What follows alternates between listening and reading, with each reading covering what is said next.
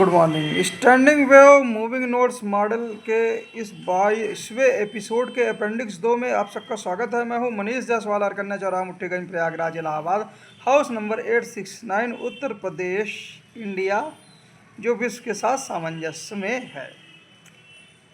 तो दोस्तों, हम ये वीडियो बनाते समय हम ये मानते हैं कि आप हमारे पुराने वीडियोस पे आपकी नज़र नहीं होगी, इसलिए कोई भी अगर नए व्यक्ति को ये वीडियो हाथ लगे तो थोड़ा सा रिकैप बताना ज़रूरी हो जाता है। जी हाँ, इलेक्ट्रॉन चाहे रदरफोर्ड ऑर्बिट में हो या बोर ऑर्बिट में हो, वो न्यूक्लियस के अराउंड अगर सर्कुलर पाथ पे मूव करेगा तो फिज़िक्स वही है, न्यूक्लियस वही है, न्यूक्लियस के अराउंड इलेक्ट्रिक फील्ड वही है। तो बोर पॉस्टुलेट जो कहता है कि अगर बोर ऑर्बिट्स में है, सर्टेन रेडियाई पे हैं, तो वो इलेक्ट्रोमैग्नेटिक रेडिएशन नहीं जारी करेंगे, जबकि क्लासिकल फिजिक्स तो कहती है कि भाई चाहे रदरफोर्ड ऑर्बिट हो या बोर ऑर्बिट हो, फिजिक्स तो की वही है। तो इसलिए इलेक्ट्रोमैग्नेटिक रेडिएशन लगातार इलेक्ट्रॉन जो प्लानिटरी वे में न्यूक्लियस के अराउंड मूव कर रहा है वो लूज करता जाएगा रेडिएशन, और रेडियाई धीरे धीरे कम होती जाएगी, और एक समय आएगा कि इलेक्ट्रॉन जो है न्यूक्लियस में सिंक कर जाएगा। तो एटम की स्टेबिलिटी को रदरफोर्ड मॉडल नहीं समझा पाया, इसीलिए बोर साहब ने पॉस्टुलेट किया कि सर्टेन ऑर्बिट्स ऐसे हो सकते हैं, डिस्क्रीट ऑर्बिट्स वही अलाउड हैं, और उसमें जब इलेक्ट्रॉन रहेंगे तो इलेक्ट्रोमैग्नेटिक रेडिएशन वो इशू नहीं करेंगे। परंतु पॉस्टुलेट तो दे दिया, फिजिक्स वही है, तो हमको एक फिनोमिना ढूंढना पड़ गया। हमने ये कल्पना की कि जब भी बोर ऑर्बिट में इलेक्ट्रॉन होगा तो वो इलेक्ट्रॉन मास एनर्जी कन्वर्जन से, इससे पहले कि वो जैसे एसोलेट करे, एनर्जी लूज करे इलेक्ट्रोमैग्नेटिक रेडिएशन में, इलेक्ट्रॉन जो है वो एक पार्टिकल ना होकर स्वयं मास एनर्जी कन्वर्जन से कई पार्टिकल्स में ब्रेक हो जाता है, या पहले से ही ब्रेक होता है, और जिनके मध्य स्टैंडिंग वेव्स होती है। ऑफकोर्स ये पूरा सिस्टम इक्विलिब्रियम पे जब पहुंचता है तो न्यूक्लियस और इलेक्ट्रॉन पार्टिकल्स का क्लाउड, इनके मध्य स्टैंडिंग वेव होती है, और मास एनर्जी कन्वर्जन से पार्टिकल्स जो हैं आपस में मास भी एक्सचेंज कर सकते हैं, और इन्हीं पार्टिकल्स को हम नोड्स भी कहेंगे, और इन्हीं नोड्स के मध्य स्टैंडिंग वेव होगी, और जो एक तरह से भारी नोड होगा जिससे पूरा का पूरा क्लाउड एक तरह से बंधा प्रतीत होगा, वो न्यूक्लियस का नोड होगा, और बाकी जो छोटे छोटे पार्टिकल्स क्लाउड के हैं इलेक्ट्रॉन के, वो एक तरह से फ्लक्चुएटिंग नोड्स हैं, कहीं ना कहीं वो स्पिन भी दे रहे होंगे, और सुपरपोजिशन एंटेंगलमेंट को भी हमने अपने मॉडल पे समझाया, और मास एनर्जी कन्वर्जन से ये सब पॉसिबल हो रहा है। अब कोई इलेक्ट्रॉन अगर मान लीजिए कोई इलेक्ट्रॉन किसी ऑर्बिट में है, ऑर्बिटल में है, तो इस तरह क्लाउड के फॉर्म में है, और उनके मध्य स्टैंडिंग वेव है, न्यूक्लियस के अराउंड ऑर्बिटल क्या बोलते हैं, अरेंज है, S orbital, F orbital, D orbital, अलग अलग तरीके से इस तरह से अरेंज है। अब कोई मान लीजिए फोटो इलेक्ट्रिक इफेक्ट के लिए कोई एक फोटॉन, प्लेन वेव या वैकेट का पार्टिकल अगर आएगा, तो जो भी ऑर्बिटल रहेगा वो स्टैंडिंग वेव के फॉर्म, चूँकि स्टैंडिंग वेव लिया है तो वो फ्लक्चुएटिंग जो इलेक्ट्रिक फील्ड है, इलेक्ट्रोमैग्नेटिक फील्ड, उससे इंटरेक्ट करेगा फोटॉन से। अगर उस फोटॉन की एनर्जी h म्यू नॉट या वर्क फंक्शन के ऊपर रहेगी, तो वो फोटॉन क्या करेगा, इलेक्ट्रॉन क्लाउड को इतना बड़ा कर देगा, इतने बड़े ऑर्बिटल बना देगा कि न्यूक्लियस जो अभी तक क्लाउड के साथ एक तरह का नोड बना रहा था जिसके मध्य स्टैंडिंग वेव थी, तो पूरा का पूरा इलेक्ट्रॉन क्लाउड फाइनली न्यूक्लियस से फ्री हो जाएगा, और ये इलेक्ट्रॉन क्लाउड के मध्य ही स्टैंडिंग वेव होगी, न्यूक्लियस का रोल ख़त्म हो जाएगा। इसको हम फ्री इलेक्ट्रॉन कहेंगे। अगर एच म्यू नॉट या वर्क फंक्शन से कहीं अधिक एनर्जी है हमारे वो जो फोटॉन है, तो एक्स्ट्रा एनर्जी इस इंटरेक्शन के दौरान एच म्यू नॉट तक तो इलेक्ट्रॉन क्लाउड को न्यूक्लियस से फ्री करने में खर्च हो जाएगी। एक तरह से एच म्यू नॉट एनर्जी एक तरह से इंटरनल एनर्जी में बदल जाएगी फ्री इलेक्ट्रॉन की। लेकिन जो भी एच म्यू नॉट के ऊपर एक्स्ट्रा एनर्जी होगी फोटॉन में, जिससे वास्तव में इलेक्ट्रॉन क्लाउड इंटरेक्ट कर रहा था, वो एक्स्ट्रा एनर्जी ये जो फ्री इलेक्ट्रॉन का क्लाउड है इसको एक तरह से काइनेटिक एनर्जी दे देगा। तो यहाँ तक हमने मॉडल समझा, और इसके आधार पर, इस सिमेट्रिक फोटो इलेक्ट्रिक बैलून के आधार पर हमने इसको आगे ले जाकर स्लिट के पास, और कैसे ये पार्टिकल्स चेंज करते हैं अपना शेप, कैसे काइनेटिक एनर्जी बैलून की पोटेंशियल एनर्जी में बदल जाती है, क्योंकि जो सिमेट्रिक बैलून है क्यूबॉइड में बदलता है, फिर वो वापस क्या बोलते हैं फिर से सिमेट्री में लौटता है, तो इस बीच वो एनर्जी प्लेन वेव क्या बोलते हैं रिलीज करता है, स्लिट से गुजरती है, इंटरफेरेंस होता है, और इसी को कहीं ना कहीं पीछे इलेक्ट्रॉन भी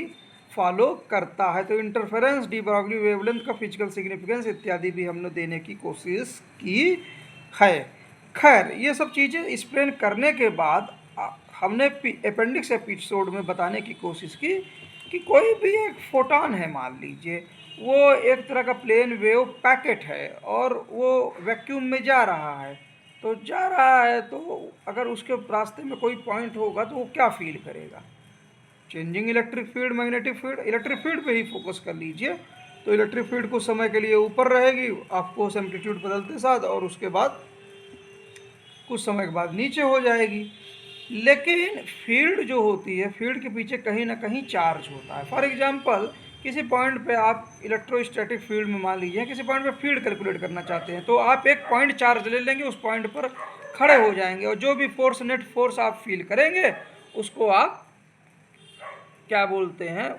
टोटल चार्ज से डिवाइड कर देंगे तो फील्ड मिल जाएगी। एक दूसरा तरीका ये कि उस पॉइंट के इर्द गिर्द आप चार्ज डिस्ट्रीब्यूशन देख लीजिए, जो जहाँ कहीं भी जो चार्ज होंगे जो वास्तव में उस पॉइंट पे फील्ड के लिए जिम्मेदार हैं,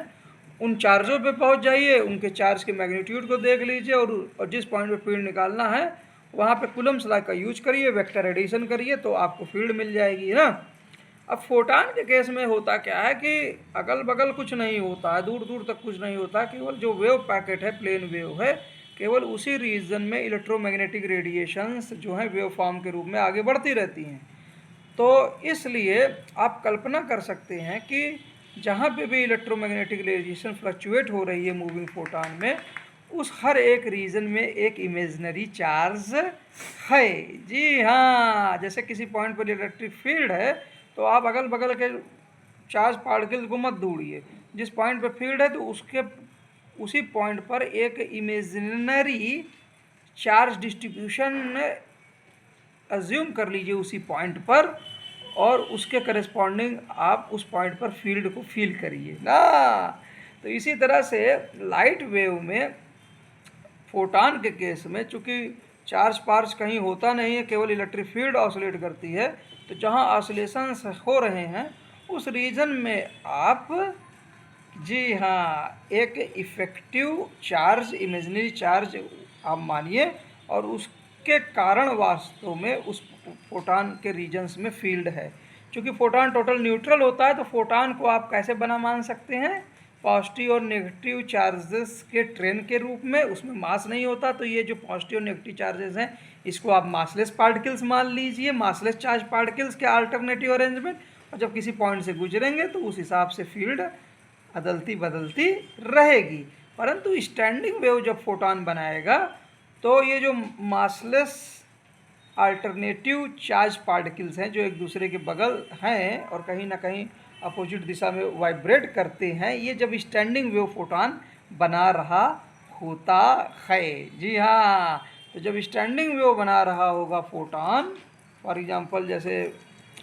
हमारे इलेक्ट्रॉन क्लाउड के और न्यूक्लियस के बीच स्टैंडिंग वेव बन रही है, तो वो फोटॉन ही है जो स्टैंडिंग वेव वो बना रहा है, और जो पॉजिटिव और नेगेटिव चार्जेस हैं किसी भी एक फोटॉन के ना, इनकी जो ट्रेन है नोड से कोलाइड करती है, जिससे ये अल्टरनेटिव जो चार्जेस का अरेंजमेंट है, लीनियर ट्रेन है, ये फ्लक्चुएट करने लगती है। अल्टरनेटिव चार्जेस की ये लीनियर ट्रेन और इनकी डायरेक्शंस पॉजिटिव और नेगेटिव की अपोजिट डायरेक्शन में होगी, लेकिन ओवरऑल क्या बोलते हैं, दो नोड्स के बीच में, दो इफेक्टिव नोड्स के बीच में आपको एक ही तरफ का सेंस फील्ड का मिलेगा। लेकिन इस मॉडल को देखते हुए आप पाएंगे कि जो एकदम अंतिम का पॉइंट है, जिनके दोनों पॉइंटों के बीच मान लीजिए इलेक्ट्रॉन का पार्टिकल एक छोटा सा है और दूसरी तरफ न्यूक्लियस है जो पॉजिटिवली चार्ज है, इनके मध्य तो टोटल पॉजिटिव और नेगेटिव चार्ज बराबर हो जाएंगे और इनके वाइब्रेशन से और क्या बोलते हैं आप एक तरह से स्टैंडिंग वेव प्राप्त कर लेंगे। लेकिन फोटान की शुरुआत में अगर नेगेटिव पार्टिकल अज्यूम किया है, नेगेटिव पार्टिकल अज्यूम कर रहे हैं, तो फोटान का अंत अगर न्यूक्लियस पे हो रहा है तो वहाँ पॉजिटिव पार्टिकल हो मासलेस पार्टिकल होगा। अब यही स्टैंडिंग फोटान जो है वो कई सारे स्टैंडिंग फोटान्स अगर पॉजिटिव एंड पे जहाँ पर पॉजिटिव मासलेस पार्टिकल है वहाँ पे सारे फोटान मिलते हैं, यही तरह के सारे स्टैंडिंग फोटान्स मिल जाते हैं, तो आप क्या पाएंगे कि एक न्यूक्लियस के रीजन पे पॉजिटिव मासलेस पार्टिकल्स आपस में कोलाइड कर रहे हैं, इंटरेक्ट कर रहे हैं, और ये पॉजिटिव मासलेस पार्टिकल जैसे जैसे पास आएंगे, एक दूसरे के रीजन में जाएंगे तो रिपल्सन फील करेंगे, और कहीं ना कहीं हमने माना अज्यूम किया था पिछले एपिसोड में, जिसके कारण हमको एनर्जी खर्च करनी पड़ेगी उनको पास लाने के लिए, in positive massless charge particles को ना। तो ये एनर्जी कहीं और से नहीं आती है, वास्तव में स्टैंडिंग वेव के एम्पलीट्यूड्स में जो कमी होती है उससे आ जाती है इस तरह से। लेकिन जो भी energy in positive massless charge particle जो फोटॉन एंड्स जहाँ मिल रहे हैं स्टैंडिंग वेव के करस्पॉन्डिंग न्यूक्लियस के अराउंड, वो एनर्जी एक्चुअली में उसी समय जो एनर्जी हम लगा रहे हैं या कहीं ना कहीं स्टैंडिंग वेव के एम्पलीट्यूड से आ रही है, वो एनर्जी अंततः क्या बोलते हैं मास में कन्वर्ट होती है। लेकिन उसके पहले शुरुआत होती है क्या, मासलेस पॉजिटिव चार्ज पार्टिकल्स, जब मासलेस पॉजिटिव चार्ज्ड पार्टिकल्स जो कहीं ना कहीं स्टैंडिंग वेव के एंड्स में न्यूक्लियस में जब कंसंट्रेट हो रहे हैं, कंडेंस हो रहे हैं, तो वहीं पर रिपल्सन को काउंटर करने के लिए, चूँकि हम बाहर से फोर्स लगाए हैं, एक समय हटाना पड़ेगा, तो एक मासलेस न्यूट्रल पार्टिकल्स का जन्म होगा। और वो क्या बोलते हैं, जैसे जैसे हम मासलेस पॉजिटिव चार्ज पार्टिकल्स और एक दूसरे के ओवरलैपिंग रीजन में आएंगे, वैसे वैसे ये जो नया पार्टिकल जन्म हुआ है मासलेस न्यूट्रल पार्टिकल, ये मास भी गेन करेगा। चूँकि एक पर्टिकुलर रीजन पे देखेंगे कि आप एक तरह से दोनों जो मासलेस, कई तरह के जो मासलेस चार्ज पार्टिकल्स थे पॉजिटिव चार्ज पार्टिकल, और इनके इंटरेक्शन से जो मासलेस चार्जलेस न्यूट्रल पार्टिकल का जन्म हुआ और वो मास गेन करने लगा, क्योंकि एनर्जी जो हमने दी वो मास में बदलने लगी। तो ये मास एक्चुअली में जो मासलेस पॉजिटिव चार्ज पार्टिकल्स हैं उनको भी मास देगा इसी के साथ साथ, और कई सारे पार्टिकल्स न्यूक्लियस में क्या बोलते हैं आपको प्रतीत होंगे। ऑफकोर्स प्रोटॉन्स, न्यूट्रॉन्स और उनके डिफरेंट वर्जन्स, क्वार्क्स ना, ग्लूऑन्स इत्यादि, ये सब पार्टिकल्स एक्चुअली में मास एनर्जी कन्वर्जन से संभव होते हैं, और इसी के मेथड से वास्तव में, इन्हीं पार्टिकल के एक्सचेंज के मेथड से वास्तव में प्रोटॉन्स इत्यादि आपस में बंधे रहते हैं। स्ट्रांग फोर्सेस के ओरिजिन को आप समझ सकते हैं। लेकिन इन पार्टिकल्स को और इनके करस्पॉन्डिंग जहाँ पे ये positive charges, massless positive charges आपस में कहीं ना कहीं वो स्टैंडिंग वेव का पार्ट थे तो फ्लक्चुएट करते हुए मिल रहे थे, तो ओवरऑल सेंस में ये सब स्टैंडिंग वेव का भी पार्ट है न्यूक्लियस, और ऑफ कोर्स उसमें कहीं ना कहीं मास भी आ गया है, तो वहाँ पे भी पार्टिकल्स आ गए हैं,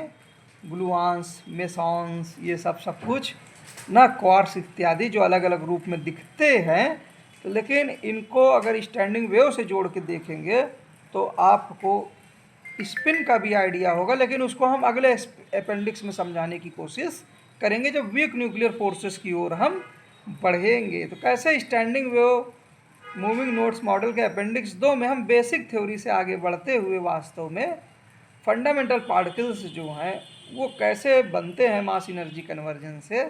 और कैसे मासलेस पार्टिकल्स चाहे चार्ज हों अनचार्ज हों कैसे गेन मास भी गेन कर सकते हैं इत्यादि, और कैसे फोर्स जनरेट हो सकता है स्ट्रांग फोर्सेस, और बड़े लेवल पर देखने पर ये स्पिन के जरिए देखने पर वीक फोर्सेस इत्यादि को भी एक्सप्लेन किया जा सकता है। एक्चुअली में सब कुछ बना किससे है, फोटान से ही बना है, और फोटान के ही कन्वर्जन से मास है, और मास के कन्वर्जन से ही फोटान है। इसी तरह से आप जो मॉलिकुलर ऑर्बिटल्स देते हैं, एटॉमिक ऑर्बिटल्स देखते हैं ना, 2 एटम्स के बीच जब बॉन्ड देखते हैं तो एक्चुअली में दो ऑर्बिटल्स, दो स्टैंडिंग वेव्स हैं, आपस में मिलते हैं रीजन में ना, तो वहाँ पे भी जैसे कोई आप इलेक्ट्रॉन को किसी ऑर्बिटल में पकड़ना चाहेंगे तो किसी प्लेन वेव से इंटरेक्ट करेंगे, तो पूरा का पूरा इलेक्ट्रॉन जो है वो एक पॉइंट पे मेटेरियलाइज हो जाता है। लेकिन दो स्टैंडिंग वेव्स आपस में जब मिलेंगी तो कुछ पार्टिकल्स उस रीजन में जहाँ दो स्टैंडिंग वेव्स पॉजिटिव रिकंस्ट्रक्शन कर रहे हैं, वो पार्टिकल्स में या चार्ज डेंसिटीज में बदल सकते हैं दोनों न्यूक्लियाई के मस्त। तो बॉन्डिंग को भी आप इस पूरे मॉडल के जरिए आप समझ सकते हैं, केमिकल बॉन्डिंग को भी। उम्मीद है ये एपिसोड आप लोगों को पसंद आया होगा।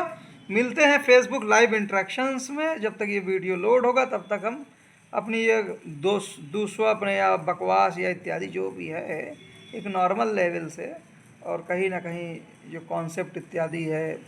जो हायर फिजिक्स मैथमेटिक्स उनको जोड़ने की कोशिश कर रहे हैं। सेंटेनरी ईयर है, दो श्रोडिंगर वेव इक्वेशन और क्वांटम फिजिक्स को हम कहीं ना कहीं डिटर्मिनिस्टिक की अप्रोच की तरफ, एनर्जी कंजर्वेशन की तरफ, और कैसे इसके जरिए टनलिंग को भी हमने समझाने की कोशिश की। ईश्वर हमारे साथ मतलब पासे नहीं खेलते हैं, हेड एंड टेल नहीं खेलते, आइंस्टीन साहब ने कहा एक्चुअली में। तो हम उसी तरफ मूव करने की कोशिश कर रहे हैं। सेंटेनरी ईयर पर वेव फंक्शन को मीनिंग देने की कोशिश कर रहे हैं। जय हिंद, जय भारत, जय विश्व। Thank you sir.